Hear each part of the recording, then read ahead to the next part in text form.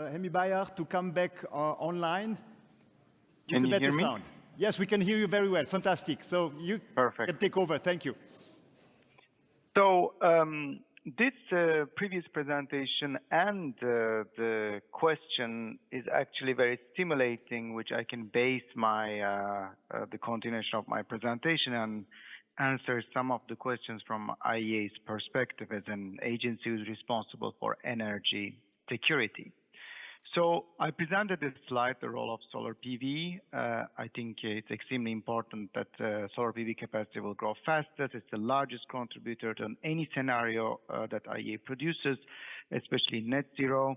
In our short-term 5-year outlook, renewables become the largest source of generation. This was all said. Coming to PV's role, the important aspect, because when we compare PV with other technologies, usually we compare with wind, and we said why PV is growing faster. The reason is behind the distributed component of the solar PV. And there are 2 or 3 elements that makes PV unique for any power technology, in our opinion. The first one is modularity. It basically addresses an incredible amount of investors, from an off-grid investor who wants to charge their phone to a 2 gigawatt single land solar PV plant. And we are talking about different investment types, different investors, different funding mechanisms, different scales, all exist, which rarely exists in any other power technology. The other component is height. And social acceptance. PV has less social acceptance issues compared to other renewable and fossil fuel technologies, and that's why it has a good advantage. However, still we can expect a larger growth in our accelerated case. There are still certain challenges for PV. One is grids. We need to build more grids to integrate more PV. This is integrated in our accelerated case, which is 25% higher than our main case, which is about 2,000 gigawatts. But also everybody is trying to take advantage of cheap renewables. But what is now the policy towards going bottom prices in auctions? Should we consider better policies where we take into account energy security value of renewables, or the integration value of renewables, change the narrative a little bit from a negative to a positive? I think with the batteries and other storage technologies, PV has a bright future, and it will go faster if the cost dynamics are changing. Coming to the main discussion about China manufacturing versus others. Today, and we updated our numbers for 2022, China obviously dominates every single part of the supply chain, and especially wafers, and now polysilicon. It used to be Germany, Wacker had a higher share last year, but after the commissioning of many polysilicon plants, obviously the situation has changed this year, and it will change also in the future, which I'll come back to that later. So what is the issue here? The issue is not China, in our opinion. The issue is not PV itself. The issue is the 95% dependency on a single most important product of the energy transition to a single country, and in sometimes a single province in China, or 2 only provinces in China. And we saw previously the several incidents happen, from fire to droughts to COVID, how it affected the solar PV supply chain. And for us, solar PV has no exception. We will do the same figure if another technology was 95% dominated by a single country, or a few companies occupied 10 or 15% of the value chain. It brings up the same questions from the IEA perspective. This is a vulnerability. And we are basically talking about, the person from the audience asked, why does it matter where we produce solar PV panels? I'm going to ask the same question, why it matters where we produce oil and gas. and why China is signing long-term LNG contracts with the prices that nobody can achieve. What is the reason behind it? The reason behind it is energy security, because gas will be used in Chinese energy transition. They will need a lot of it, and China wants to make sure that it secures the gas from reliable customers at an affordable price. It's the same thing from the energy security discussion. And the entire energy security discussion is based on emergency, not in the normal life. All the exercises that IEA does for energy security purposes is from the emergency situation, which countries care the most, obviously, and which should be prepared for. And it doesn't change for China, Germany, or France, or United States. Emergency response and preparation should be very similar in multiple countries. You design your electricity system for the peak demand, which maybe you achieve 1 hour or 10 hours a year, but you design the system based on that to make sure that you can deliver the most valuable product at that moment. But when we come to PV, wind, obviously they are a different type of energy security, because it's not day-to-day basis that if China delays, let's say, the export of solar PV wafers, polysilicon cells, doesn't affect your electricity system, because all your existing capacity is still working, right? It's very different than gas and oil, which an interruption affects your entire economy at that moment. So we have a new phenomenon of an energy security, which is based on supply chains and raw materials. But when we think about the scale of clean energy technologies and their role in the future in the energy transition, including in China and outside of China, we are seeing an important dependencies, maybe more dependencies than in the future.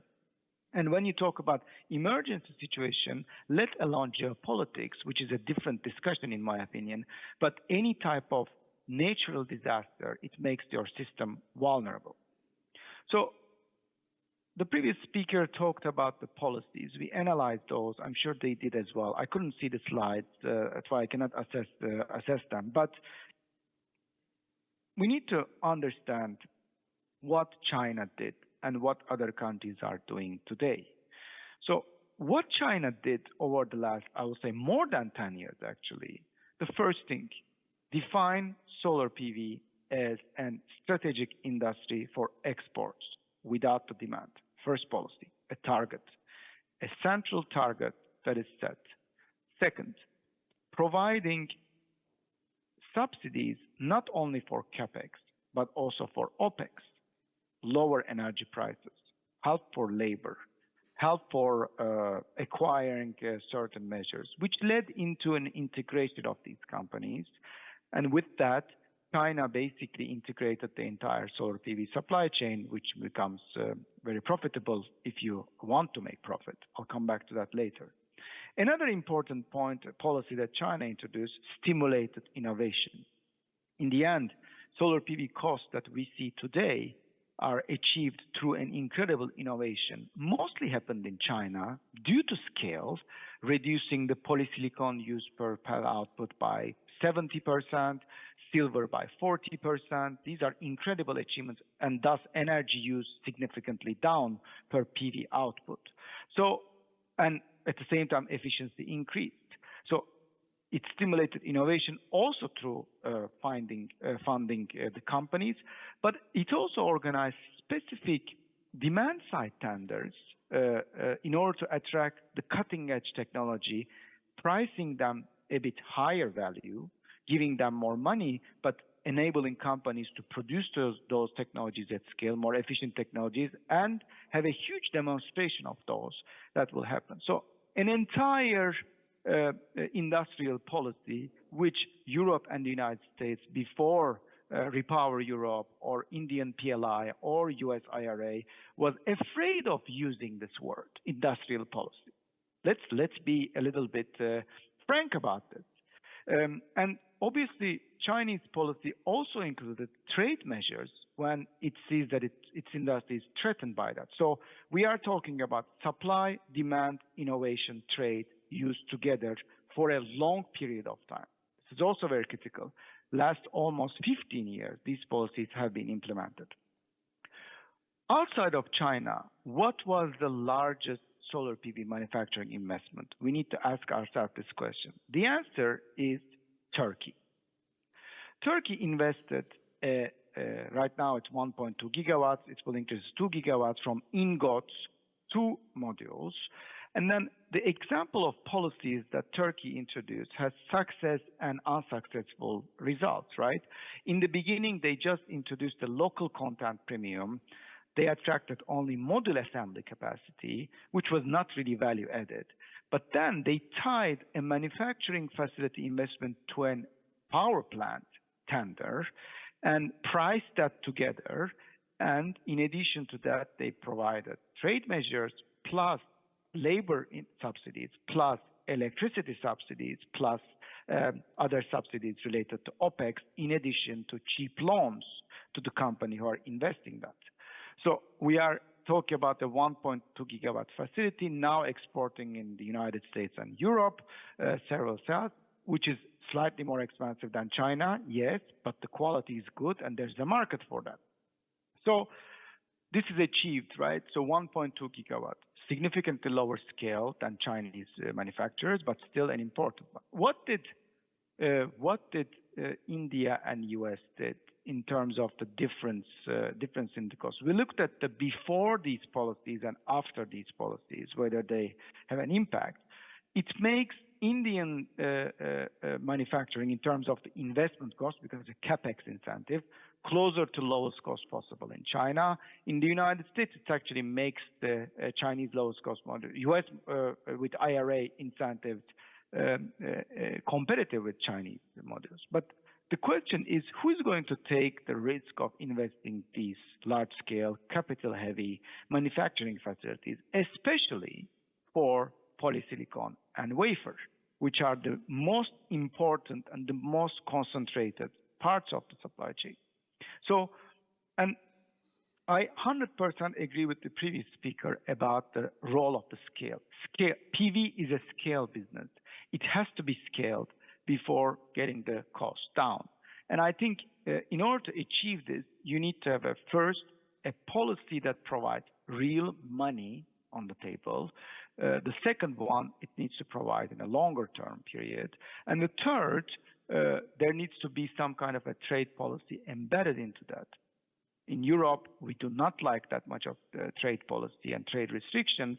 However, the two policies on PV that are in place has trade policies embedded into them in order to protect the market. We can have a longer discussion about the role of trade in the future. However, the geopolitics context that we are now, in the reality de facto has trade measures implemented on renewables.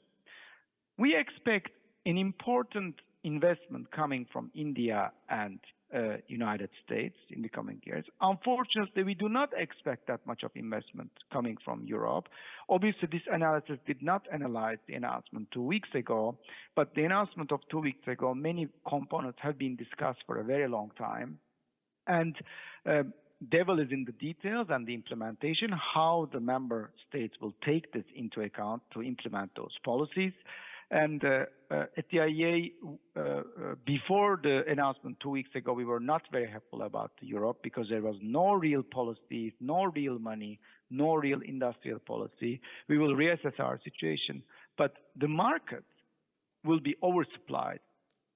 Even if we add Europe investments and looking at the demand, China will invest 3 times more than outside of China. And the key thing is, in terms of China's share in capacity installed or in terms of manufacturing, the change will not be that significant because China will continue. But given the trade measures in place, China's role may decline because some countries who are introducing these industrial policies are not buying from China, or we assume that they will continue not to buy modules from China in order to protect their own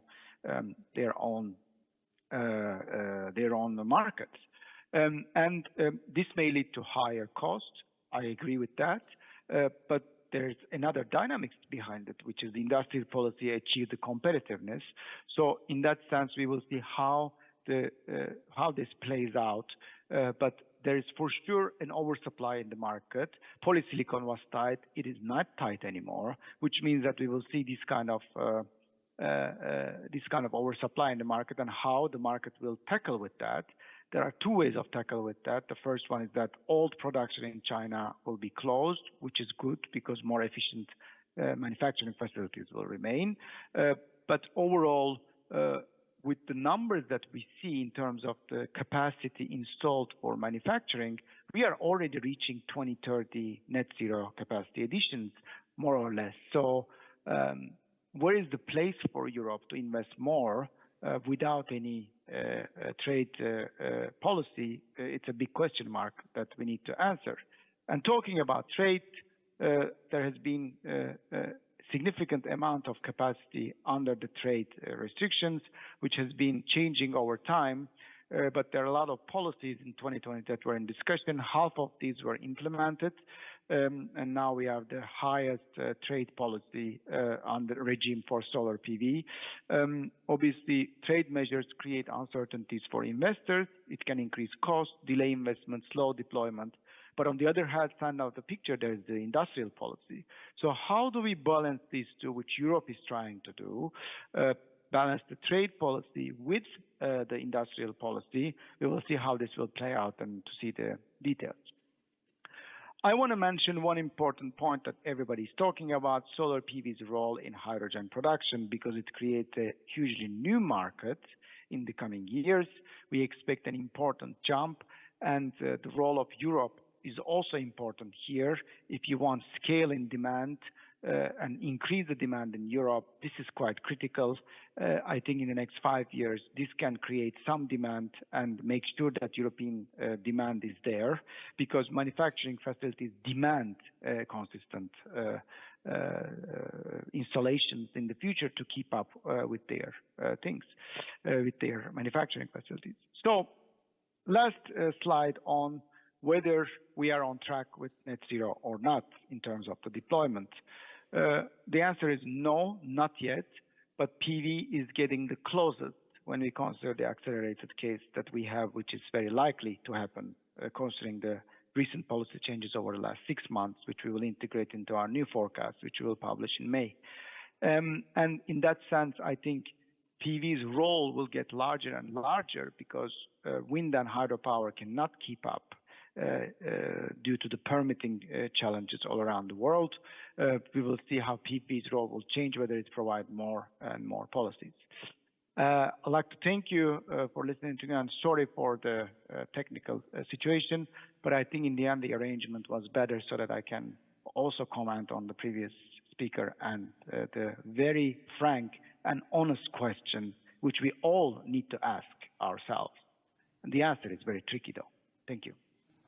Thank you.